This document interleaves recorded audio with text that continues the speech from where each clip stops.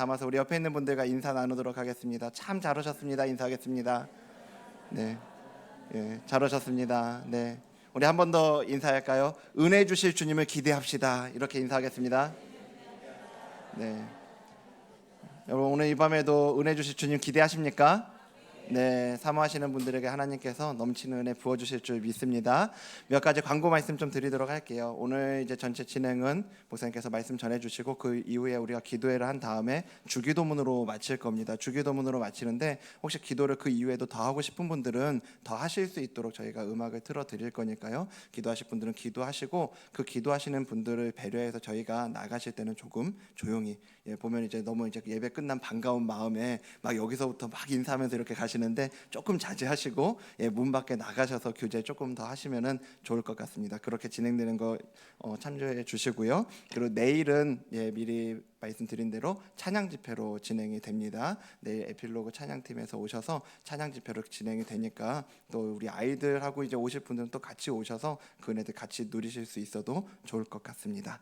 네, 그러면 오늘 우리에게 주시는 말씀 같이 보도록 할까요? 우리에게 주신 하나님 말씀은 마가복음 5장 21절에서 43절에 있는 말씀입니다. 마가복음 5장 21절에서 43절에 있는 말씀. 네, 제가 한 절, 여러분들이 한 절 교독하도록 하겠습니다. 제가 먼저 읽겠습니다. 예수께서 배를 타시고 다시 맞은편으로 건너가시니 큰 무리가 그에게로 모이거늘 이에 바닷가에 계시더니 장성 중에 조한해인 야이로라 하는 이가 와서 예수를 보고 발 아래 엎드리어 간곡히 구하여 이르되 내 어린 딸이 죽게 되었사오니 오셔서 그 위에 손을 얹으사 그로 구원을 받아 살게 하소서 하거늘 이에 그와 함께 가실새 큰 무리가 따라가며 애워싸 알더라. 12해를 혈루증으로 앓아온 한 여자가 있어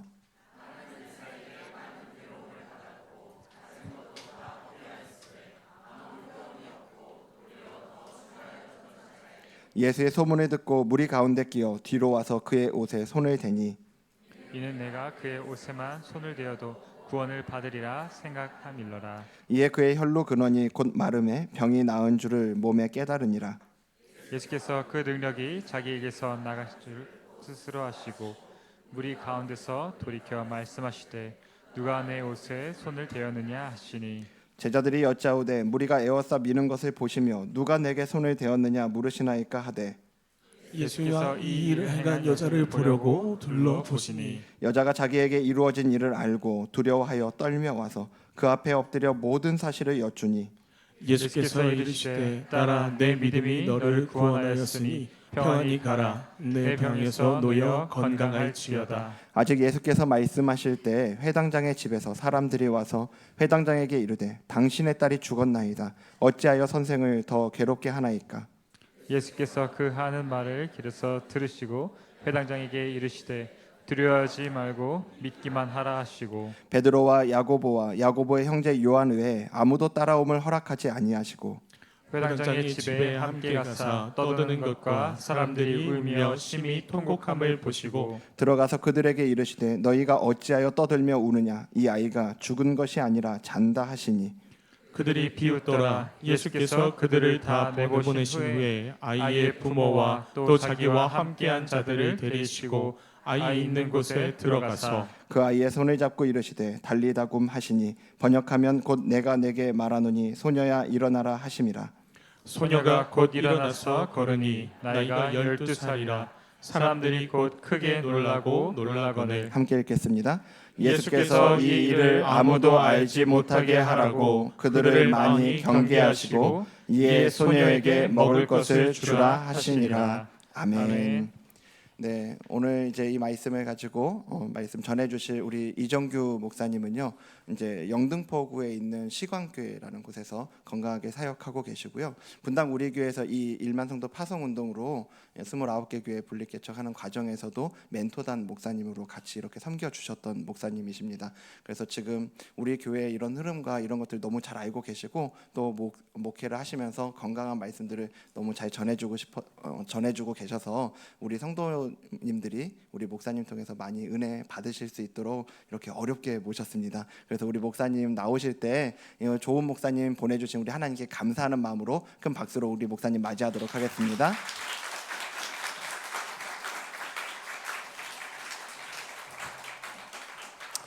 네, 감사합니다. 사실 너무 좀 약간 다른 교회에서 부탁을 받고 설교를 할 때보다 훨씬 더 좀 떨리고 정말이에요. 예, 제가 작년에 분당으로 교회에서 설교를 했었거든요. 근데 솔직히 말하면 그때보다 더 떨리는 마음이 있습니다. 왜냐하면은 여러분들은 이제 여러분들을 위해서 누가 기도하는지 다 모르시잖아요. 근데 이제 뭐 제가 뭐 이렇게 대단한 사람은 아니지만 저는 여기 29교회 교회를 놓고 기도하고 있거든요. 지금도. 예, 그런 사람들 있다는 걸 알아두셨으면 좋겠습니다. 저 말고도 또 많으시겠죠. 예, 그래서 너무 좀 뭔가 하나님께서 기도응답으로 보내시는 건가 아니면 뭐 그냥 나 혼자 착각하는 건가 했는데 오는 마음이 되게 기분이 좋았고요. 정말 떨리는 마음으로 여러분들 뵙게 되었습니다. 오늘 제가 여러분들하고 나눌 말씀은 이제 하나님에 관한 겁니다. 하나님이 어떤 분이신가에 관한 이야기를 좀 하려고 합니다. 제가 이제 신앙생활하고 목회를 하면서 저는 이제 개척을 좀 어린 나이에 했습니다. 34살에 개척을 했고요. 그리고 이제 13년 정도 목회를 하고 있는데 대충 나이가 벌써 나왔네요. 목회를 하면서 다양한 분들을 뵀습니다. 근데 이제 신앙생활을 오래 하신 분들도 있고 얼마 안 된 분들도 있지만은 신앙생활을 오래 하시면서 하나님 나 선하신 분인 걸 알았다 이렇게 얘기하는 분도 많이 봤고요. 그리고 하나님 하나님 참 놀라운 분이다 이렇게 얘기하는 것도 많이 들었습니다. 근데 저는 이런 이야기는 한 번도 들어본 적이 없습니다.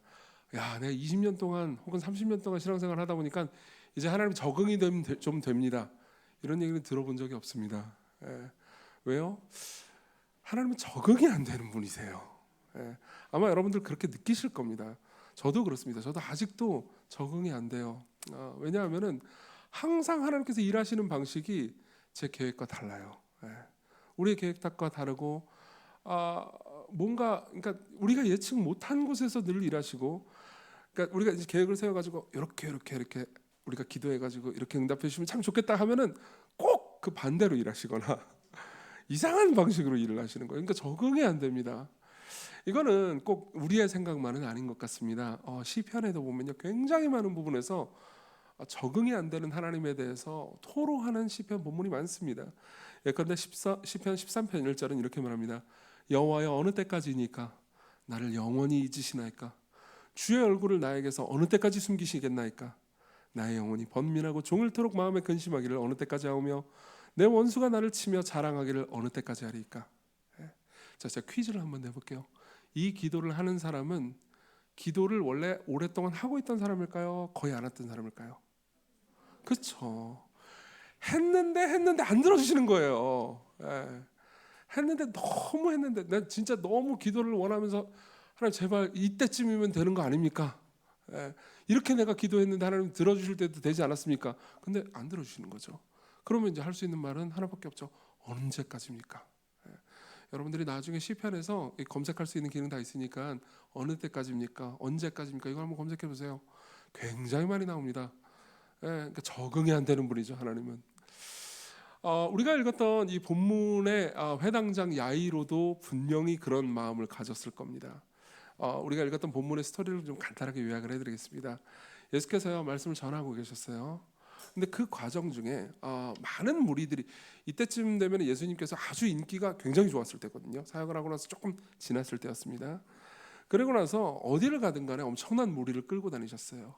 근데 그 과정 중에 22절에 보면요, 회당장 중에 하나인 야이로라 하는 이가 와서 예수를 보고 발 아래 엎드려 간곡히 구하여 이르되 내 어린 딸이 죽게 되었사오니 오셔서 그 위에 손을 얹으사, 이렇게 이야기를 해줍니다.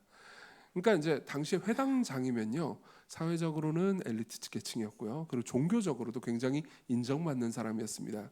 그리고 여러분들이 사복음서를 이미 읽어보셔서 아시겠지만은 당시에 종교적으로 인정받는 사람들은 예수님을 굉장히 싫어했어요. 그래서 예수께서 하시는 모든 일들과 그분의 말씀들을 대체로 싫어했지만 그래도 예수님께서 기적을 일으키고 다니신다는 것은 알고 있었습니다. 그렇죠? 아마 이 회당장도 예수님을 그렇게 좋아하지는 않았을 가능성이 높습니다. 그래봤자 자기 딸이 아픈데 저 예수라는 작자가 누군지 모르겠으나 내 딸을 고칠 능력을 가지고 있으면은 내가 개인적으로 싫어하든 좋아하든 그게 무슨 상관입니까? 가서 그냥 간청해가지고 제발 손 좀 얹어주세요. 내 딸을 좀 낫게 해주세요. 이렇게 말할 수 있는 거잖아요. 아마 아버지 된 마음으로 저도 딸이 둘이 있는데요. 똑같은 일이 있으면 똑같은 말 할 것 같아요. 가서 막 울며 불며 사정할 것 같습니다. 그래가지고 간곡히 구합니다. 그러니까 이제 24절에 보면요, 이에 그와 함께 가실새 그다음 뭐라고 돼 있죠? 큰 무리가 따라가며 애워싸 밀더라. 이때쯤부터 제 생각에는요, 야이로는 기분이 안 좋습니다. 왜요? 빨리 가야죠. 예수님 데리고 빨리 뛰어가가지고, 그때 뭐 차가 있습니까? 오토바이가 있습니까? 뛰어가야 되잖아요. 근데 감히 예수님 뛰라고는 말 못하겠고, 나는 이제 마음이 급할 거고, 빨랑빨랑 걸어가야 되는데 큰 무리가 있으면 빨리빨리 걸을 수가 없죠. 그래가지고 어쨌든 그래 빨리 걷든 늦게 걷든 가자, 그렇게 마음 먹고 있는데 이 예수님 너무 느긋해요. 어떻게 느긋하느냐?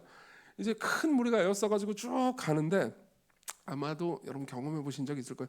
저도 옛날에 어떤 콘서트를 간 적이 있는데, 콘서트 이렇게 딱 입장할 때 걷지 않아도 움직일 수 있더라고요. 그런 거 아시죠? 이렇게 몸이 그냥 사람들 군중에 밀려서 떠나가는 거죠. 그런 상황이었을 거예요.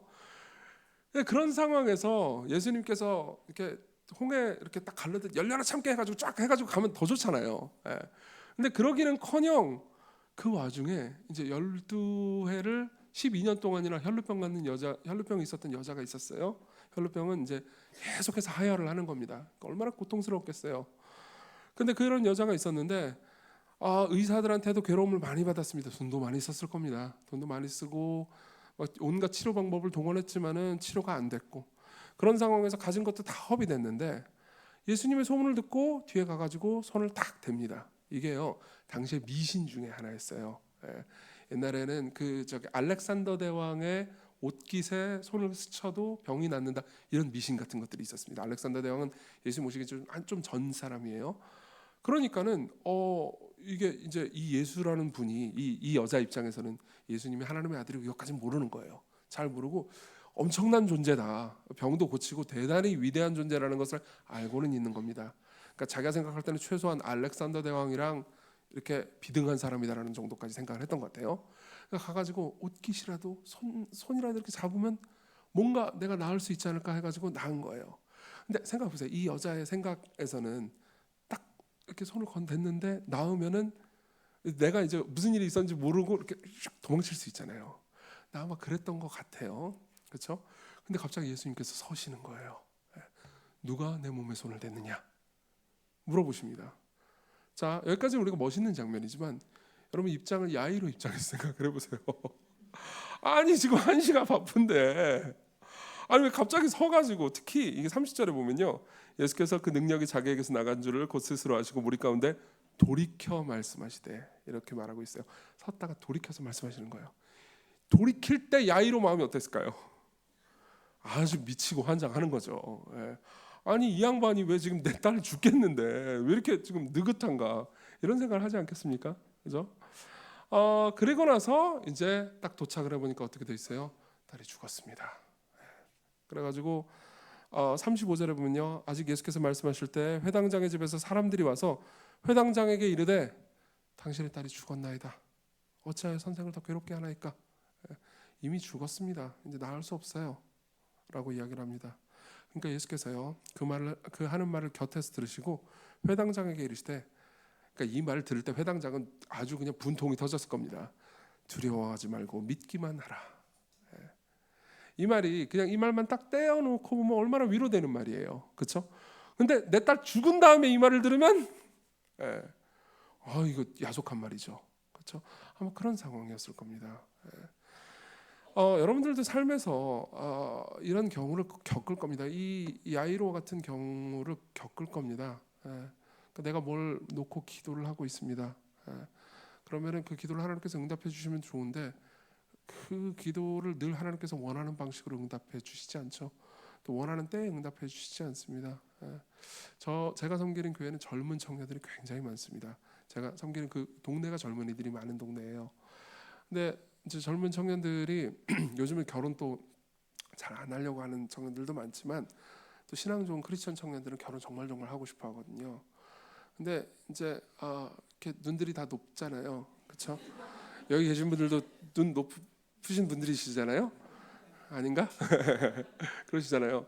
근데 이제 잘 못 만나죠. 못 만나면 이제 나이를 먹고 그러면은 이제 결혼을 해야 되는데, 그렇죠? 저희 교회는 청년들 남자들도 많거든요. 옛날에는 결혼 못한 처녀들만 힘들어하는 줄 알았어요. 근데 남자들은 거의 절망이에요, 절망. 좀 변변치 않은 직업을 가지고 있는 것 같다. 그러면은 더 가능성이 없다고 느끼거든요. 그러면은 이제 처음에는 기도를 합니다. 소망을 품고. 근데 기도한다고 늘 이렇게 눈이 맞는 건 아니잖아요. 그럼 이제 하나님을 원망해야 되잖아요. 근데 여러분, 제가 잠깐 이제 그 목사가 얼마나 힘든지 잠깐만 얘기해 드릴게요. 당교회니까 얘기하는 거예요. 그러니까 하나님한테 화가 나면 목사한테 따져요. 그렇잖아요. 여러분들 이해하실 거예요. 제가 그게 싫다는 건 아니에요. 그게 싫다는 건 아닌데, 하나님 왜 내 기도를 안 들어주십니까? 그러면서 저한테 따지는 거예요. 그럼 내가 소개팅을 시켜줄 수도 없고, 그렇죠? 누구만 소개팅 시켜주면 또 저기 불공평하다고 욕 먹을 거고, 그렇죠? 그러면 이제 제가 기도하자. 그러면 목사님이 이미 결혼했으니까 속편한 소리 하시는 거죠. 그러는 거죠. 그러니까 이제 그 정도면 그래도 귀엽습니다. 그래서 계속 기도하고 또 도전하고, 도전이 뭔지 아시죠? 계속 기도하고 또 도전하고. 이제 청년들은 좀 다루기가 쉽습니다. 근데 이제 장년 중에서 인생의 고통을 겪는 분들은 훨씬 더 어렵습니다. 결혼 생활이 너무 너무 힘들어요. 대화가 잘 안 됩니다. 그래서 하나님 앞에 기도를 합니다. 제가 아는 어떤 분은 아내가 집을 나갔어요. 그래서 혼자 아이를 키웁니다. 근데 이제 5년째 안 들어오는 거예요. 그거 어떻겠습니까? 근데 이분이 신앙이 좋은 분이라서 계속해서 기도를 하는데 5년째 안 들어오면 미치는 거죠. 그래서 하나님도 원망하고 교회도 원망하고, 그래서 교회를 떠납니다. 근데 여러분 아실 거예요. 이 신앙이 있는데 교회를 떠난 사람들은 다 신앙을 완전히 버린 사람들이라고 볼 수 없어요.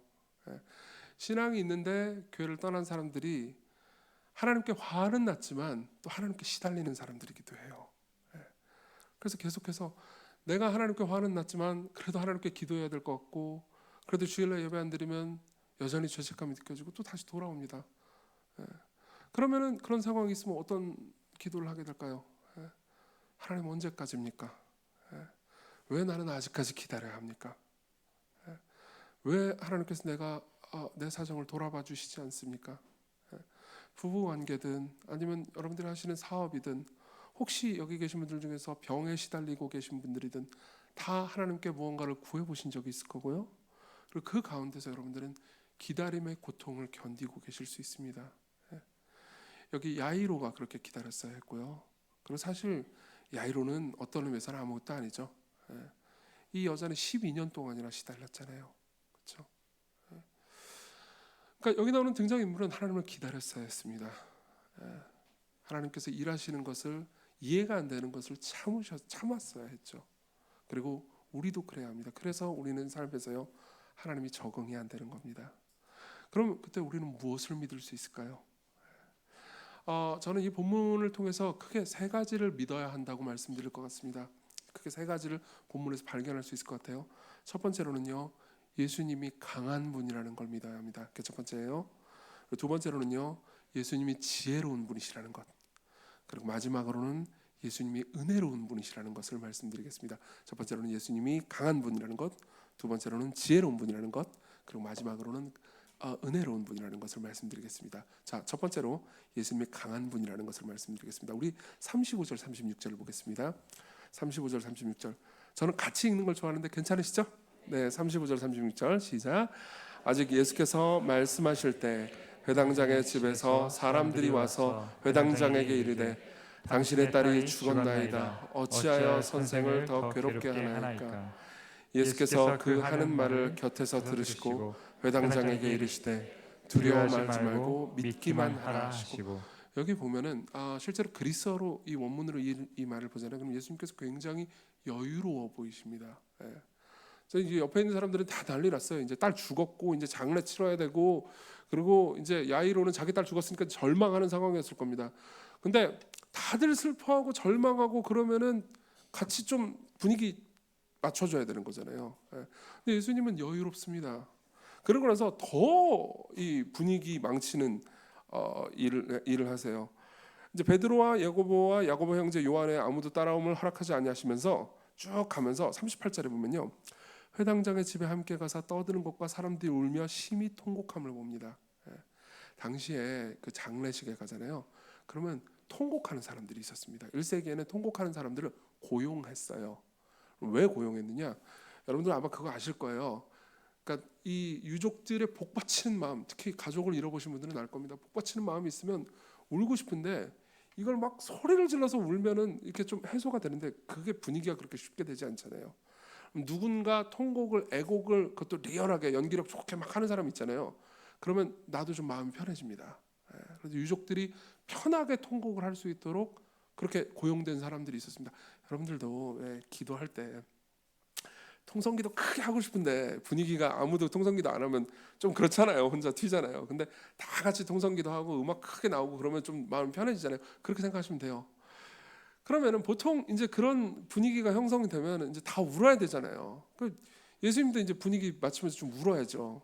근데 예수님은요, 여러분들이 사복음서를 쭉 보잖아요. 그럼 예수님은 항상 장례식에 갈 때마다 깽판을 치셨어요.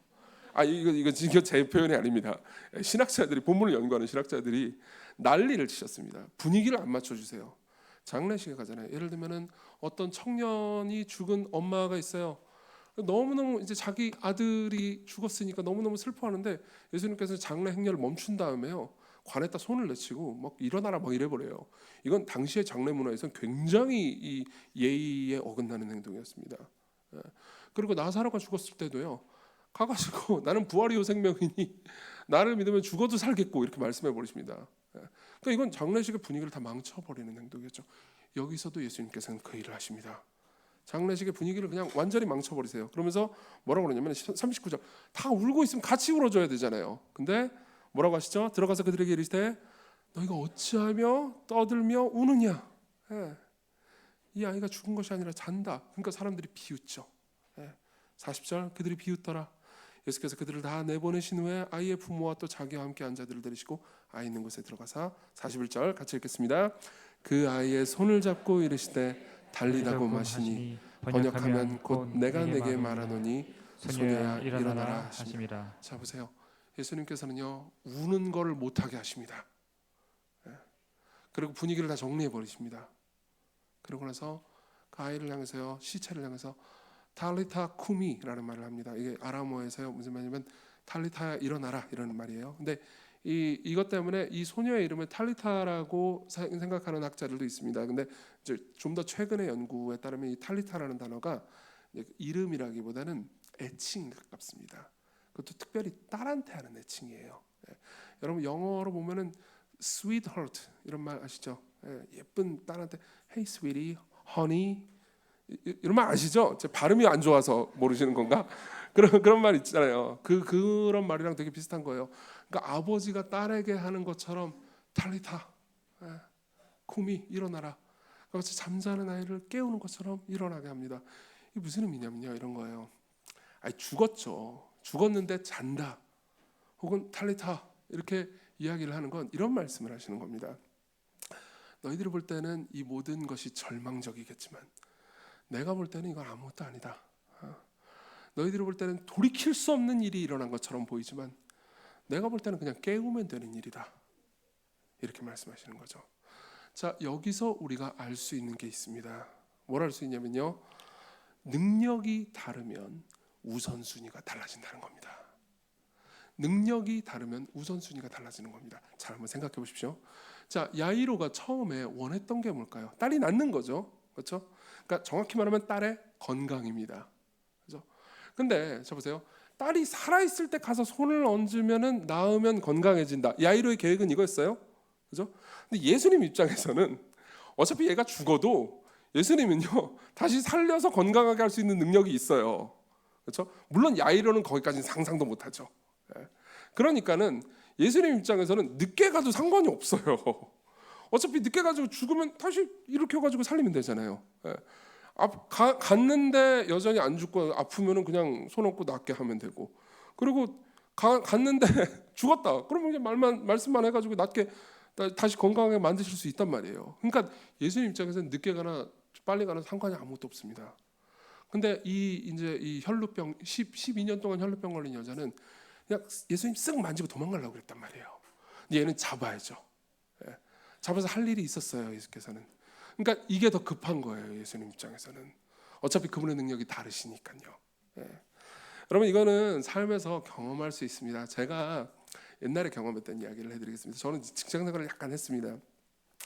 직장 생활을 하면서 제가 느꼈던 게 있었어요. 제가 이제 다니던 회사는 어떤 일을 하는 회사였냐면은 이제 많은 회사에 대한 정보들을 취합해가지고 이제 어떤 그 이제 결과물들을 연구 결과물들을 내놓는 그런 일을 하는 회사였어요. 제가 하는 일도 그런 거였습니다. 그래서 여러 자료들을 읽고 연구해가지고 정리를 해가지고 페이퍼를 내놓고 뭐 이런 일들을 주로 했습니다. 근데 이제 초짜 이렇게 직장인이 뭐 일을 잘할 리 없겠지만 어쨌든 간에 이제 열심히 잘하고 싶었죠. 근데 제 입사 동기가 있었거든요. 근데 입사 동기가 있었는데 이제 자료들이 많이 옵니다. 자료들이 제가 수집해야 되기도 하고 또 이제 넘어오는 자료들도 있거든요. 그러면은 이제 그 중에서 대부분은 또 영어 자료예요. 한국어도 있지만 그렇게 많지 않았습니다. 있긴 있었어요, 많이. 영어 자료도 있고 한국어도 있습니다. 근데 제 입사 동기도 이제 똑같은 자료들을 이제 다른 방식이지만 자료를 받아가지고 같이 이제 분석을 했죠. 근데 제가 어떤 자료 먼저 봤을 것 같아요? 영어부터 봤습니다. 밤새 내가 오늘 이거 다 읽고 다 정리를 해야지라고 마음을 먹었어요. 왜냐? 저는 영어를 못하거든요. 영어를 못하니까 이거부터 빨리 끝내야 그다음 한국어는 이제 금방 볼 수 있으니까 이 영어부터 빨리 끝내야 그러면서 이제 땀을 흘리면서 했어요. 근데 제 입사 동기 이 친구는 이제 미국에서 대학을 나왔거든요. 그러니까 얘는 이제 영어가 이렇게 자유롭죠. 그러니까 영어 자료를 먼저 보는 게 아니고 어려운 자료를 먼저 보더라고요. 저는 근데 한국어 자료가 더 어려울 수도 있잖아요. 근데 어쨌든 제 입장에서 영어가 제일 힘들기 때문에 영어부터 주는 거죠. 이 친구는 그러니까 이 친구가 훨씬 일을 잘했어요. 어쩔 수 없었습니다. 그래서 제가 쫓겨나진 않았고 쫓겨날 뻔했어요. 이 친구는 이제 아주 자유롭게 슥슥슥슥 이렇게 보더라고요. 왜요? 능력이 다르니까 우선순위가 다른 거죠. 저는 영어를 못하니까 이제 영어부터 붙잡아야 되는 거고 이 친구는 영어고 뭐고 다 잘하니까 이제 우선순위를 자기 마음대로 정할 수 있는 겁니다. 맞습니다. 이게 우리와 하나님의 차이입니다. 우리는 하나님께서 전능하시다라고 고백을 하죠. 여러분 사도신경을 고백하면 전능하사 천지를 만드신 하나님 아버지를 내가 믿는다고 말하잖아요. 그렇죠? 근데 하나님께서 전능하시다고 매주 주일마다 고백을 해도 전능하다라는 것을 잊는 경우가 많아요.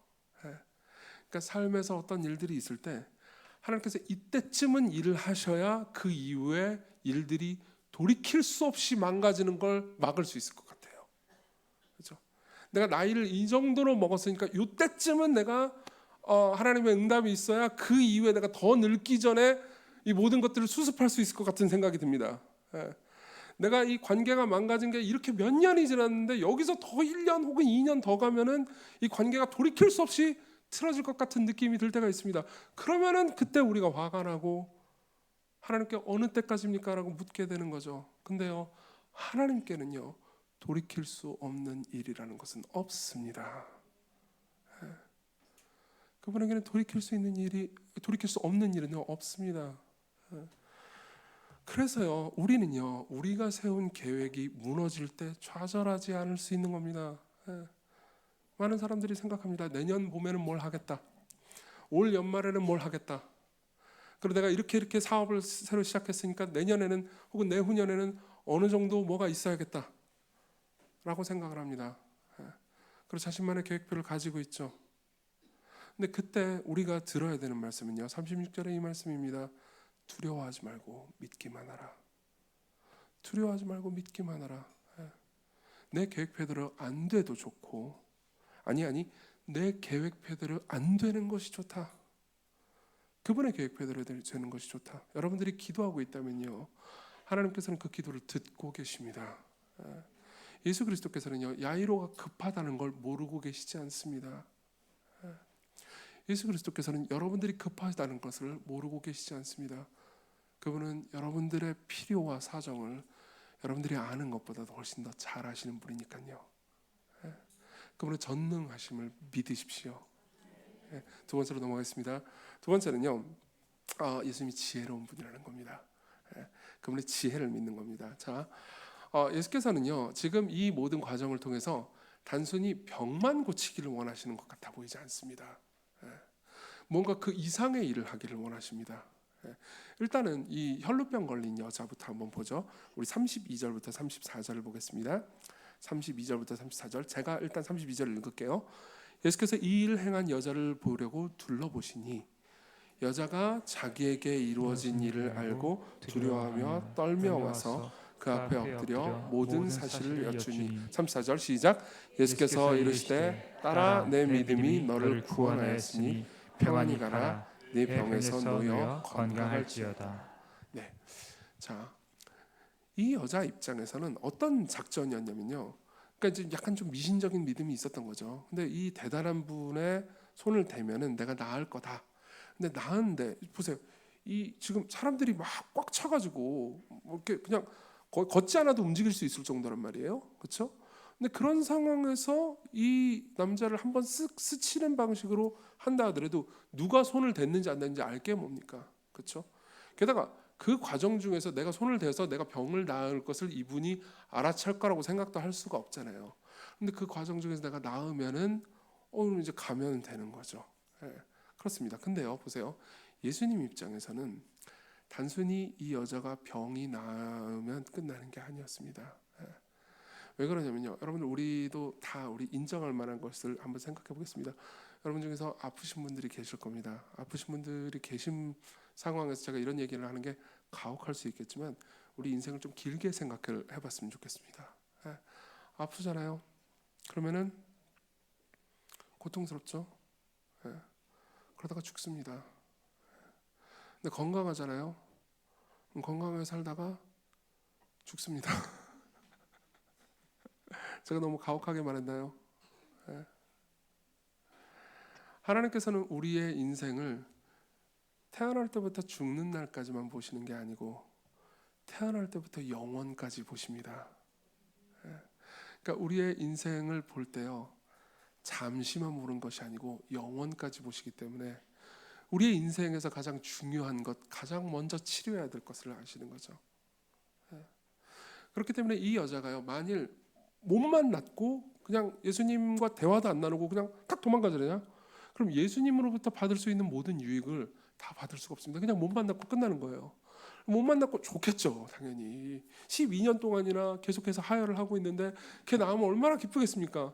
그리고 기쁘게 살다가 죽는 거예요. 근데 보세요, 예수님께서 뭐라고 말씀하셨냐면요, 보세요. 34절, 따라 네 믿음이 너를 구원하였으니 이렇게 말합니다.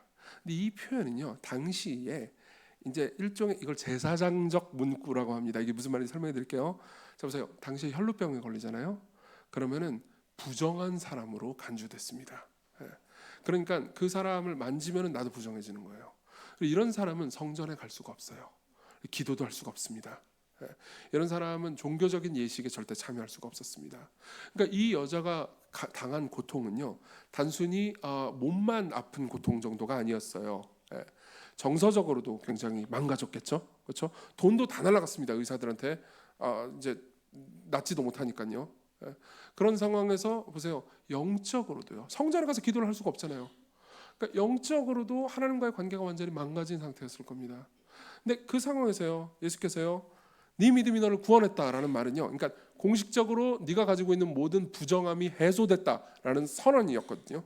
그걸 통해서 주변 사람들이 그걸 들었을 거 아닙니까?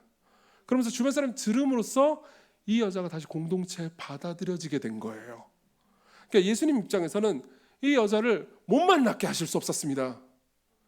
이 여자를 다시 공동체에 받아들여줘야 했습니다. 그리고 예수님께서 뭐라고 말씀하셔? 따라라고 말씀하십니다.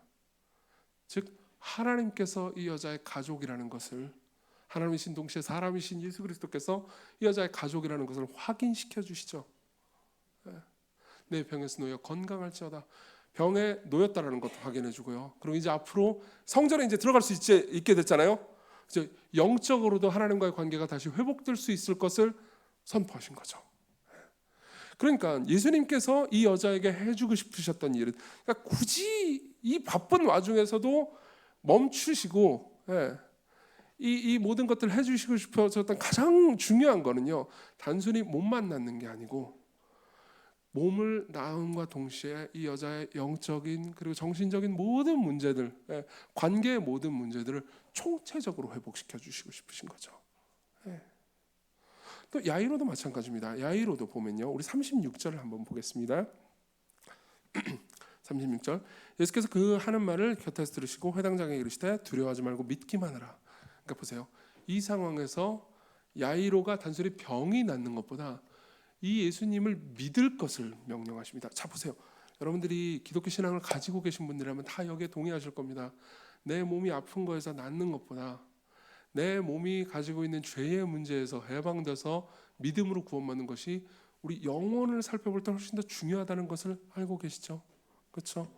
여러분, 사실은요, 이 우리의 인생에서 제일 중요한 거는요, 육체적인 고통의 문제보다 죄의 문제라는 것을 여러분들이 아실 겁니다. 물론 육체적으로 지금 고통 당하는 분들한테는 지금 제가 한 이 말이 되게 배부른 말처럼 느껴질 수도 있습니다. 그건 이해합니다. 근데 이걸 한번 생각을 해볼까요? 보세요. 혹시 암 걸리신 분들이 계실까 두려운데요. 그래도 얘기를 좀 해보겠습니다. 암을 치료하는 기술은 시간이 지나면서 계속해서 발전해 갔습니다. 맞죠? 과거보다 훨씬 더 암 치료의 방식이 그리고 기술이 올라가고 있죠. 근데 예를 한번 들어보겠습니다. 간음을 치료하는 기술이 발달해 가고 있나요? 아닙니다. 인간의 무너진 육체를 치료하는 기술과 방식은 인간이 계속해서 고안해 가지고 발전시키고 있지만 죄를 치료하는 기술은 인간이 발전시키지 못하고 있습니다. 인간은 기술이 발전함으로 따라서 과거보다 덜 뒷담화를 하게 되지 않았습니다. 그죠? 인간이 기술이 발달함으로 인해서 과거보다 덜 두려워하게 됐나요? 덜 염려하게 됐나요? 덜 분노하게 됐나요? 아니요. 그 어느 것 하나 제대로 되지 않았습니다. 정말 인간이 모든 죄와 모든 두려움과 모든 염려와 모든 음욕과 모든 분노와 모든 공격성에서 자유해지려면요, 전능하신 하나님 앞에서의 자기를 봐야 하거든요. 그러니까 이 야이로에게 진짜 필요한 거는요, 야이로는 그냥 자기 딸만 낳으면 된다고 생각했겠지만요, 야이로에게 진짜 필요한 건 야이로 옆에 서 있는 이 예수 그리스도가 누군지 아는 지식입니다. 예수님께서 말하세요. 나를 믿어라. 이건 하나님이 아니면 할 수 없는 말입니다. 그리고 말씀하시죠. 저 보세요. 41절에 보면요, 그 아이의 손을 잡고 이르시되 달리다고 마시니 번역하면 곧 내가 내게 말하노니 소녀야 일어나라, 이렇게 말씀을 하시고요. 42절 같이 한번 읽겠습니다. 시작. 소녀가 곧 일어나서 걸으니 나이가 12살이라 사람들이 곧 크게 놀라고 놀라거늘. 여기서 크게 놀라고 놀라거늘이라는 표현이 있습니다. 이 표현은요, 당시에 이스라엘 백성들이요, 하나님의 영광을 봤을 때 그분을 찬양할 때 쓰던 히브리어 문구를 번역한 겁니다. 그러니까 이때 이 아이가 이제 소녀가 일어났을 때 사람들은요, 단순히 죽은 소녀가 일어난 기적만을 본 게 아니에요. 이 기적을 일으킨 분의 영광을 본 겁니다. 그때 사람들은요, 이건 하나님께서 일하셨구나. 아니, 지금 이 기적을 일으킨 분은 정말 하나님의 아들일지도 모르겠다 라고 확인한 거죠. 다시 말하면 예수님께서 야이로에게 진짜 필요하다고 확신하시는 것은요, 그리고 이 혈루병 걸린 여자에게 진짜 필요하다고 확신하는 것은요, 단순히 육체적 건강이 아닙니다. 그 이상이었어요. 영혼의 회복이고 정신적인 회복이었고, 그리고 무엇보다도 자신을 만드시고 지금까지 돌보고 계신 하나님이 어떤 분이신지 바라보게 하는 것, 그게 진짜 영혼의 치료 아니겠습니까? 그렇기 때문에 하나님께서는요, 하나의 문제를 해결하기 위해서 여러 가지를 같이 엮어서 넘어 들어가십니다. 이런 경우는 흔히 있습니다. 저희 교회에 어떤 결혼을 힘들어하는 커플이 있었어요. 이제 둘이 연애를 합니다. 연애하면 이제 뭐 직업도 있겠다, 이제 이렇게 자기 삶을 꾸릴 수 있는 상황이 됐겠다, 그래가지고 결혼하면 되잖아요. 근데 결혼을 하는데 이제 한쪽의 부모님이 너무 반대를 하는 거예요. 그럼 이제 결혼을 하기가 힘들잖아요. 결혼하기 너무 힘드니까 뭐 저한테도 와서 막 기도 부탁하고 또 뭐 하여튼 많은 친구들한테 그리고 많은 또 직분자분들한테 기도하면서 되게 같이 이제 교회적 관심사가 됐어요. 그러니까 근데 이제 한쪽의 부모님이 너무너무 완강한 거예요. 그리고 이제 결혼을 반대하는 이유도 사실 좀 정상적인 이유는 아니었습니다. 그래가지고 이거 이분이 너무 고집이 세다. 우리 모두 그렇게 생각을 했죠. 예. 그리고 이 둘은 기도했는데도 불구하고 그 저기 부모님의 마음이 변하지도 않고 너무너무 막 이 모든 상황이 제대로 돌아가지 않으니까 이제 하나님 원망도 많이 하고 아까도 말씀드렸지만 하나님 원망하면 누구한테 따지죠? 예, 저한테 따지잖아요. 저한테 따지기도 하고 하여튼 힘들고 고통스러운 상황을 겪으면서 제가 그때 그런 얘기를 했어요. 부모님하고 이제 반대하는 쪽 이 사람한테 부모님에게 대화를 좀 많이 하자. 부모님에서 기도하자. 부모님 이런 부분에 있어서 이거 네가 생각하지 못한 부분이 있었을 거다. 그러면서 얘기를 많이 했습니다. 그리고 이 친구는 자기 부모님이 막 반대하니까 너무 또 상대방한테 죄책감도 들 거 아니에요. 근데 죄책감 들지 말고 같이 기도하자. 뭐 이렇게 해가는 과정 중에서 이 반대하는 쪽 가정 상황이 좋지가 않았어요. 서로 화목하지 않고 서로 사랑하지 않고 그리고 사실 신앙도 거의 가정에는 의미가 없었습니다. 근데 이제 그 와중에서 이 자매 쪽이었는데 자매가 가정 예배를 드리자고 한 거예요. 가정 예배 안 드렸는데 거의 뭐 20년 넘게 가정 예배 드린 적이 없는데 가정 예배 드리자고 한 거예요. 그리고 가정 예배가 시작되고 그때 처음에는 이제 형식적으로 했죠. 그러다가 가정 예배를 하는 과정 중에서 자신의 속내를 솔직히 얘기하게 되고 그리고 그 과정 중에서 부모님이 진짜 원했던 게 뭔지 이해하게 되고 같이 울고 또 교제하고 그 과정에 남자 데리고 오고 가정 예배 같이 드리자고 그러면서 결국 결혼을 했죠. 근데 결혼만 한 게 아니었죠. 이 가정을 회복시키신 거죠. 이 과정 중에서 이 둘은 굉장히 오랫동안 인내했어야 했고요. 아까도 말씀드렸듯이 하나님 원망도 많이 했고요. 저도 고생했고요. 지금 제 의의를 높이고 있죠. 그렇지만 우리가 바라고 상상했던 것보다 훨씬 더 큰 사랑을 받았습니다. 우리가 바라고 상상했던 것보다 훨씬 더 좋은 것들을 계속해서 얻었습니다. 하나님 그런 분이시죠. 하나님의 작전이 있습니다. 여러분들 모든 상황에서 여러분들이 원하는 것을 이루어주고 여러분들이 원하는 것을 해결해주는 과정 중에서 하나님께서는 거기에 얽힌 모든 다른 것까지 치료하려고 하십니다. C.S. 루이스라는 사람이 있습니다. 이 사람은 영국의 영문학자였어요. 근데 경건한 기독교인이기도 했습니다. 이분은 이제 어렸을 때 이빨이 좀 약했나 봐요. 그래서 이빨이 많이 아팠다고 해요. 그럼 이제 어머니한테 가면은 이제 이 아스피린 같은 걸 주고 그걸 먹으면 좀 이제 통증이 사라지잖아요. 그러니까 이제 어머니한테 알리면 되는데 웬만하면 어머니한테 자기 이빨이 아무리 아파도 안 알리려고 했대요. 왜 그랬느냐? 제가 읽어드릴게요. 들어보십시오. 제가 어머니에게 가지 않은 이유는 이것이었습니다. 어머님은 틀림없이 제게 아스피린을 주실 것입니다. 그러나 아스피린 말고 다른 조치도 취하시리라는 것을 저는 알고 있었습니다. 다음 날 아침이면 어김없이 치과에 데려가신다는 사실 말이죠. 그렇죠? 여러분들도 자식들이 아프다 그러면은 통증 주고 다음 날 어떻게 하시겠어요? 치과 데려가죠. 그렇죠? 들어보세요. 저는 제가 원하는 것만 얻고 원치 않는 것을 피할 재간이 없었습니다. 저는 당장 아픈 것만 면하고 싶었습니다. 그러나 이빨을 완전히 고칠 각오를 하지 않고서는 아픔을 면할 길이 없었죠. 저는 치과 의사들이 어떤 놈들인지 알고 있었습니다. 치과 의사 비하 아닙니다. 들어보세요. 그놈들은 아직 아프지 않은 이빨까지 모조리 찾아내 손을 볼 겁니다. 제 생각에 그들은 긁어 부스럼을 만드는 사람들로서 하나를 주면 열을 달라고 할 사람들이었습니다. 이런 표현을 써도 된다면 우리 주님께서 바로 이런 치과 의사 같은 분이십니다. 그분은 여러분들이 하나를 드리면 열을 달라 하실 겁니다. 많은 사람들이 부끄러운 죄, 자의행위나 비겁한 행동처럼 부끄러운 죄와 매일의 삶을 망치는 죄 혹은 매일의 어려움만 고치려고 그분을 찾습니다. 물론 그분은 그것들을 고쳐주실 겁니다. 그러나 결코 거기에서 멈추지 않으실 겁니다. 여러분들은 거기까지만 고쳐주기를 기도하실 수도 있습니다.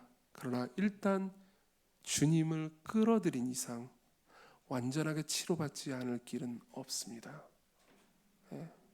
보세요. 그분이 우리보다 지혜로우십니다. 우리의 문제를, 우리의 삶의 진정한 해결책을 우리가 아는 것보다 그분이 더 잘하십니다. 그게 우리가 기다리면서 인내할 수 있는 힘이 되는 거죠.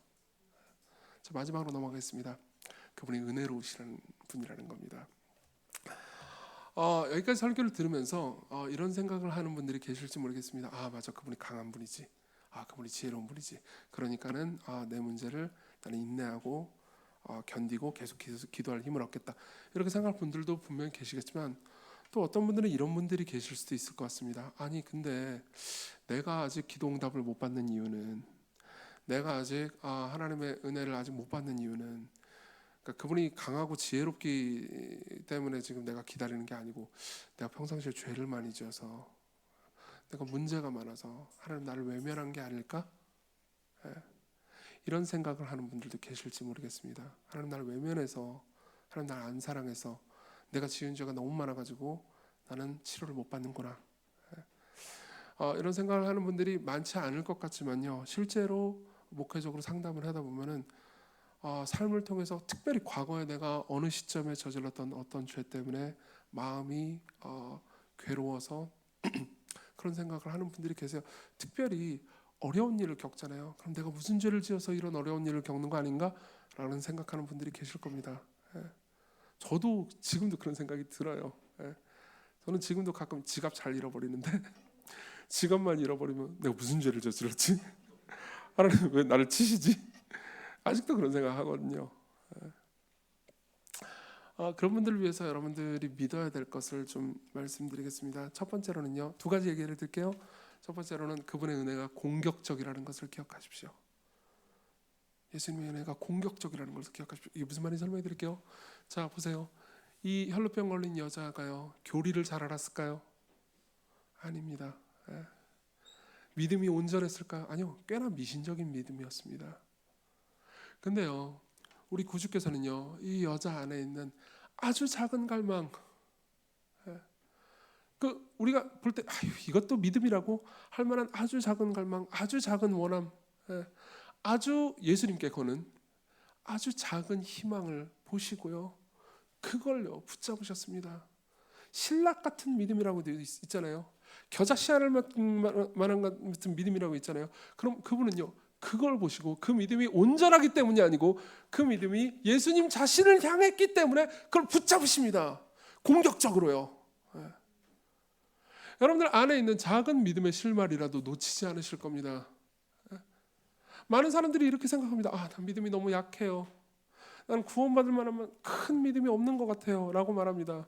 근데 여러분 기억하십시오. 우리는요, 믿음의 강도에 의해서 구원받는 게 아니고요, 믿음의 대상에 의해서 구원받습니다. 설명해 드릴게요. 예를 한번 들어보겠습니다. 여러분들이요, 홍해를 건너는 사람이라고 한번 생각해 보십시오. 모세가 딱 팔을 벌렸습니다. 근데 홍해가 쫙 갈라졌어요. 바다가요 이렇게 쫙 벽을 세웠습니다. 그리고 그 안에 생물들이 뭐 얼마나 있었는지 모르겠는데 막 생물들이 있었으면, 뭐 꼴뚜기 같은 게 있었다면 아마 없었겠지만 요즘 막 뛰어다니고 이거 뭐냐 이러고 있고 마른 땅이 딱 드러났습니다. 그리고 그 마른 땅을 이제 이스라엘 백성들이 착 지나가고 있어요. 여러분들이 그 중에 한 명이라고 한번 생각해 보십시오. 여러분 어떤 마음으로, 어떤 기분으로 그걸 걸어가셨을까요? 이 중에 어떤 분들은 이렇게 말했을 겁니다. 하나님을 찬양하라. 하나님께서 이 위대한 일을 행하셨다. 여호와를 찬양하라.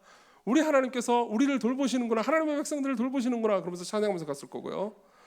저같이 이제 겁이 많은 사람들은 이제 양쪽 이렇게 보면서 이게 만일 중간에 걸어가고 있는데 덮여버리면 난 끝이잖아요. 그렇죠? 그래서 걸어가면서 나 죽을지도 몰라 하면서 달려갔을 거예요. 이 중에는 둘 다가 있겠죠? 저는 후자 쪽에 가까우니까는 너무 불안해하지 않으셔도 돼요. 둘 다 구원받았습니다. 둘 다 구원받았습니다. 후자라고 버림받은 게 아니었죠. 우리가 우리 자신의 행위와 우리 자신의 공로와 우리 자신의 능력을 믿고 의지하잖아요. 우리의 계획을 믿고 의지하잖아요. 그럼 우린 구원받을 도리가 없어요. 그렇지만 우리가 신락 같은 믿음이라고 우리를 구원하실 예수 그리스도를 바라볼 때 그분은 그걸 놓치지 않으십니다. 여러분들이 강인한 확신으로 다 부서져가는 의자에 앉잖아요. 그럼 여러분들은 넘어지고 말 겁니다. 엉덩방아를 찢겠죠. 그래서 다칠 수도 있습니다. 하지만 여러분들이 의심도 있지만 연약하지만 그래도 단단하고 푹신한 의자에 앉잖아요. 그럼 여러분들은 안식을 누릴 수 있을 겁니다. 우리 구주께서 단단하고 완전하고 편안한 의자가 되십니다. 여러분들이 그분을 신뢰할 수 있습니다. 그렇기 때문에 여러분들 안에 있는 믿음이나 여러분들 안에 있는 마음이 연약한다 할지라도요, 그것 때문에 염려하지 마십시오. 여러분들은 어쩌면요 이 혈루병 걸린 여자보다는 나을지도 모릅니다. 두 번째로 말씀드리겠습니다. 두 번째는요, 그분의 은혜가 희생적이라는 것을 기억하십시오. 그분의 은혜가 희생적이라는 것을 기억하십시오. 우리 30절을 한번 같이 한번 읽어볼까요? 30절 제가 굉장히 좋아하는 말씀이거든요. 30절 띄워주세요. 띄워주시나요? 그냥 읽으시면 되죠? 같이 읽겠습니다. 시작. 예수께서 그 능력이 자기에게서 나간 줄을 곧 스스로 아시고 우리 가운데서 돌이켜 말씀하시되 누가 내 옷에 손을 대었느냐 하시니. 아멘. 예전에요 제가 이 본문을 연구할 때 항상 이런 생각이 들었어요. 야, 능력이 나갔다는 게 뭔 소리지? 이런 생각이 들었어요. 이게 좀 약간 너무 애들 예화일지 모르겠는데 제가 이제 어렸을 때는 게임 같은 거 참 많이 했습니다. 게임 하면은 이렇게 여기 계신 분들 게임 하신 분들 많이 있을 거예요. 그 에너지가 이렇게 있는데 이렇게 싸움하다 보면 에너지가 줄잖아요. 저는 그런 것처럼 에너지가 주는 건가? 예수님의 이 스태미나가 요만큼 차 있는데 이 여자가 딱 건드리면 스태미나가 툭 주는 건가? 이런 식으로 이제 오해를 했었습니다. 그런 의미가 아니에요. 실제로 그리스어로 이 헬라어 원문으로 이 본문을 보잖아요. 그러면 이렇게 번역하는 것이 옳습니다. 예수께서 그 능력, 그러니까 그 여자가 손을 대서 자신이 약해지셨다라는 것을 아시고, 그분이 약해지신 겁니다. 그러면요, 우리는 물어볼 수 있게 됩니다. 아니, 예수님께서 약해지셨다니 이게 손만 댔다고 그러면 여전히 스태미나가 준 건가? 근데 그런 의미는 아닙니다. 그것은 지나치게 신비적인 해석입니다. 이 본문에 대해서 학자들은 이렇게 해석합니다. 보세요. 예수께서 이 여자를 단순히 병만 낫게 하는 게 말고요, 궁극적으로 고치시려면, 그리고 이 야이로의 딸을요 궁극적으로 고치시려면요, 그분이 약해지셨어야 했다고요. 그분이 약해지셨어야 했다고요. 무슨 의미일까요? 설명해드리겠습니다. 보세요. 하나님은요 이 온 세상을 만드셨습니다. 그렇죠? 이 온 세상을 만드시고 그분은 보시기에 좋다고 말씀하셨습니다. 여러분 창세기를 읽어보셨기 때문에 아실 겁니다. 하나님께서 이 온 세상을 뭘로 만드셨죠? 말씀으로 만드셨습니다. 물론 중의적으로 이 말씀은요 예수 그리스도와 함께 말씀이신 예수님과 함께 만드셨다는 의미이기도 하지만요, 진짜로 그분은요 그냥 말씀만으로 만드셨습니다. 그분은 힘을 들이실 필요가 없었습니다. 빛이 있으라, 빛이 있었습니다. 이 모든 것이 원하는 대로 되라, 됐습니다. 남자와 여자가 있으라, 됐습니다. 그분은 힘을 들이실 필요가 없었습니다. 그렇죠? 그렇지만 만일 그분이요 우리를 용서하시려면요 어떻게 해야 되죠? 보세요. 이렇게 생각해 보십시오.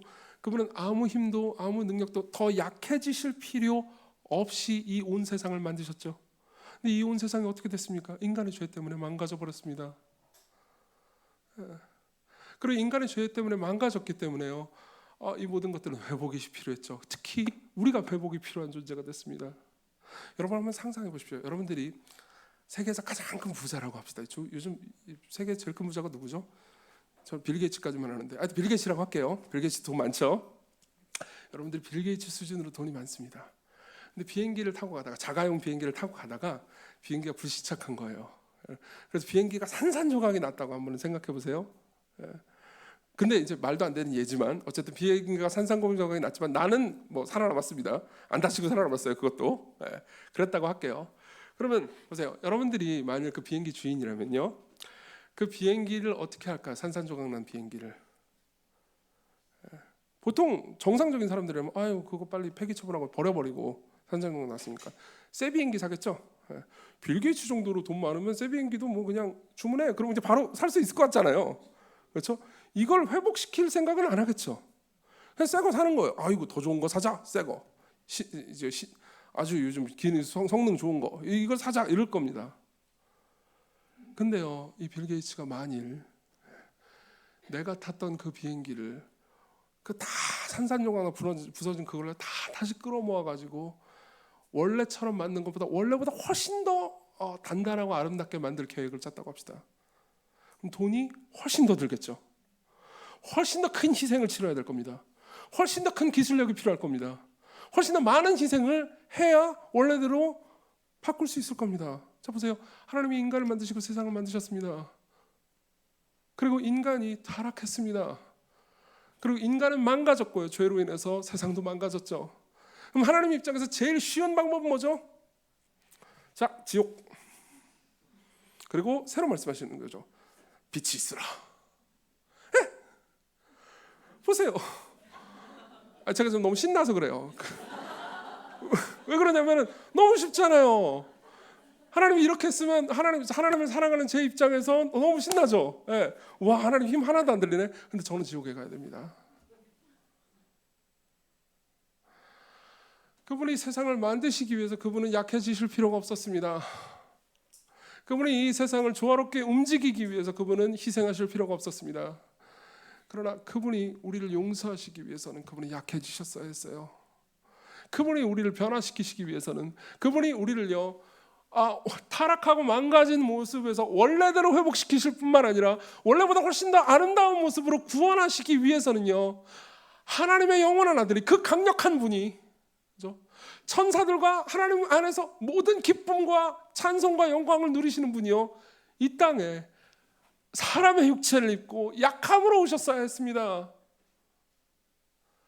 그리고 우리의 죄를 대속하시기 위해서 십자가로 끌려가셨어야 했죠.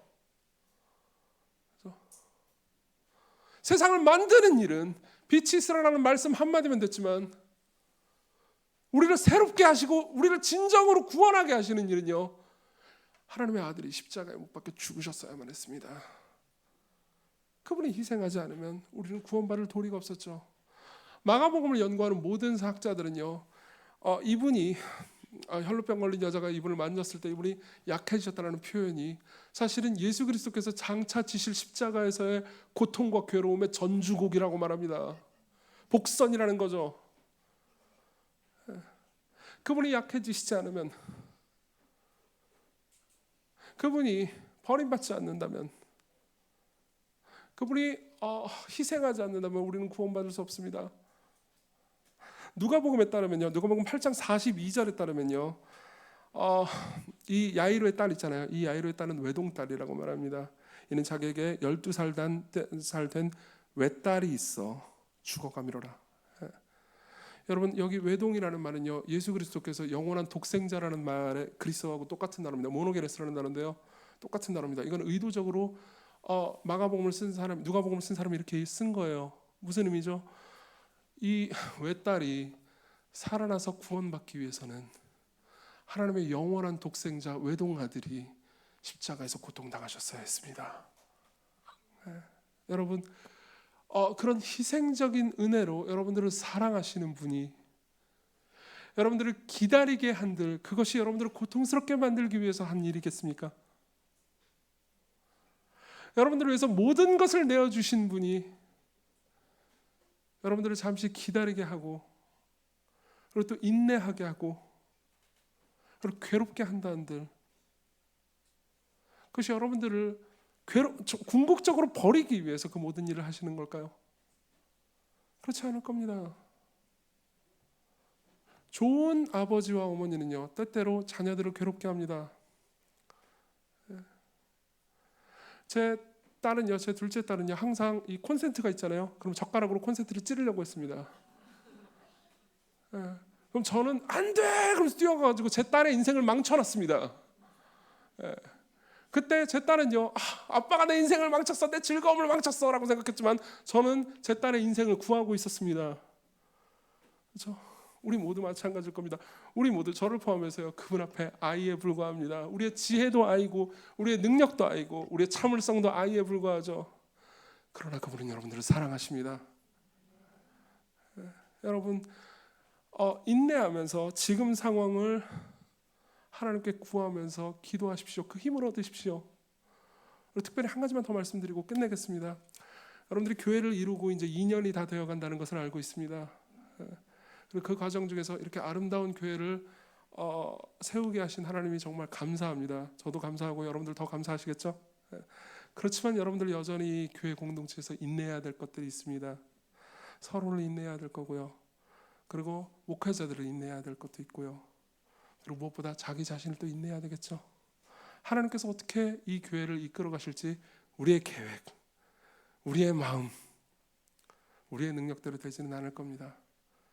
그러나 우리의 계획이 그분의 계획보다 더 낫지 않지 않습니까?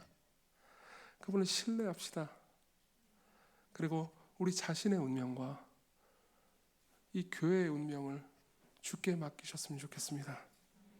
기도하겠습니다. 자비로우신 주님,